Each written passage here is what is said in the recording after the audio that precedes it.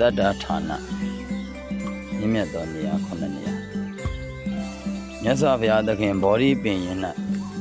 တပည့်ညုတရွှေဉာဏ်တော်ကိုရတော်မူပြီးတဲ့နောက်မှာဘုရားရှင်တို့ရဲ့ပြုရိုးပြုစဉ်ဖြစ်တဲ့ဓမ္မတာ30အနက်ကနေပြီးတော့ဓမ္မတာတစ်ခုဖြစ်တဲ့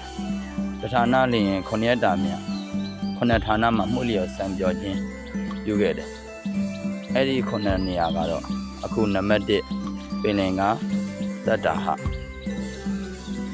ပင်လင်ကတတ္တဟဆိုတာဘာလဲဆိုတော့မြတ်စွာဘုရားဗောဓိပင်ရဲ့အရှိမျက်နှာ4000กว่าအရက်မှာပါရမီတော်တို့ကြောင့်ပေါ်ပေါက်လာတဲ့ပလင်ထက်မှာသဗ္ဗညုတဉာဏ်တော်ကြီးကိုရပြီးတော့တရားဖြစ်တော်မူတဲ့နေ့မှာစပြီးတော့ထောက်ဝဲဖွဲ့ဖွေနေတော်မူလိုက်တယ်အဲ့ဒီလိုနေပြီးတော့ပရိစ္ဆသမုပ္ပါ